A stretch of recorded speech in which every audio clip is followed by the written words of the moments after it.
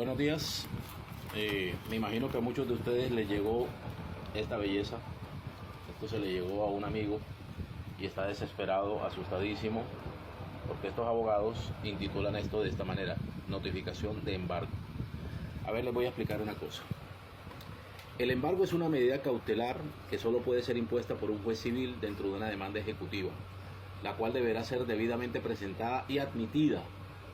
Es un proceso judicial donde un acreedor acude para que la autoridad imponga medidas y obligar al pago de una obligación. Ahora, dentro de dicho proceso, la parte demandante puede solicitar, sí, al juez la aplicación de medidas cautelares para evitar que el deudor se declare insolvente o traslade sus recursos y patrimonio a un tercero y así evadir el pago.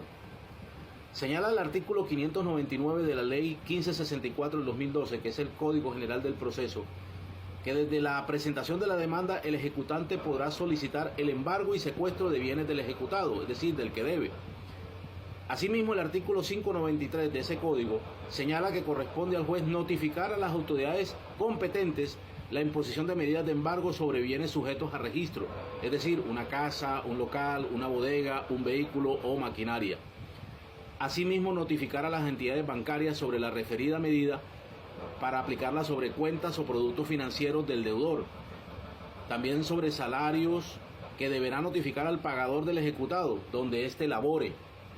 Es decir, es falsa la información que los supuestos profesionales jurídicos al servicio de Aire y Afinia consignan en los referidos comunicados al intitularlo como notificación de embargo. Es tan falso como aquello de que ellos procederán a inscribir los correspondientes oficios de embargo ante las autoridades financieras del sector bancario o cooperativo, y que estas acciones legales conllevarán adicionalmente al pago de la deuda principal, el reconocimiento de intereses, costas procesales y demás gastos que se generen. ¿Por qué? Porque tal y como lo señala el precitado marco normativo, solo cuando exista la demanda debidamente admitida y solo cuando un juez de la República lo ordene, la imposición de medidas de embargo se aplican, y este solo puede ordenar la inscripción de la misma ante las entidades de registro inmobiliario o vehicular, ante las entidades bancarias y ante los pagadores de la empresa o entidad donde labore el deudor. De igual forma, solo el juez de la República puede determinar el valor del pago, los intereses aplicables, los honorarios y los costos procesales en que incurre el juzgado para hacer efectivo el pago de la supuesta obligación. Este tipo de mentiras amerita una acción disciplinaria ante el Consejo Seccional de la Judicatura por conducta indebida de un supuesto profesional del derecho, y penal, porque una cosa es el proceso coactivo, donde se conmina al deudor a cumplir su obligación, y otra es valerse de falsedades y amenazas para extorsionar.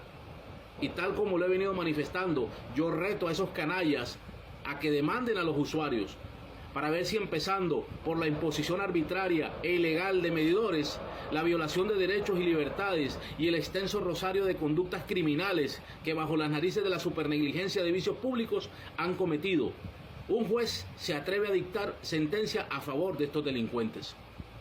Entonces, yo los invito, no se dejen intimidar, al contrario, ustedes tienen un marco normativo para oponerse al pago de estas deudas. Ustedes no tienen que salir corriendo a hacer acuerdos de pago, porque ellos tienen que explicar todo el marco de violaciones de la ley, de la Constitución, de las jurisprudencias de las altas cortes, para perseguir el pago de una deuda, de un mal servicio, de un costoso servicio, y que a la región Caribe nos dejó un legado de más de 750 usuarios muertos.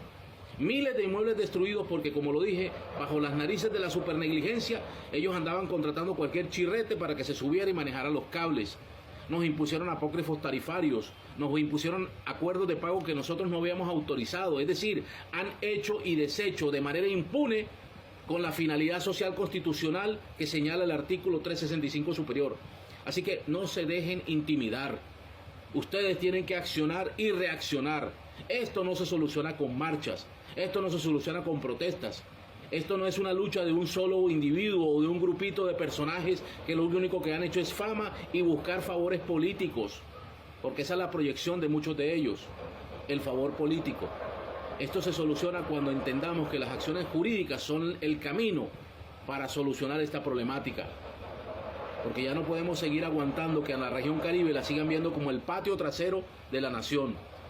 Nosotros somos el campo de experimento social de los anteriores gobiernos, del narcouribismo.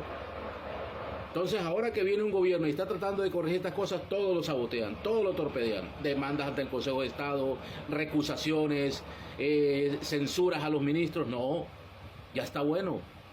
Nosotros como región Caribe tenemos que declararnos víctimas de esta mafia que se implantó, que nos secuestró con el tema de los servicios públicos domiciliarios.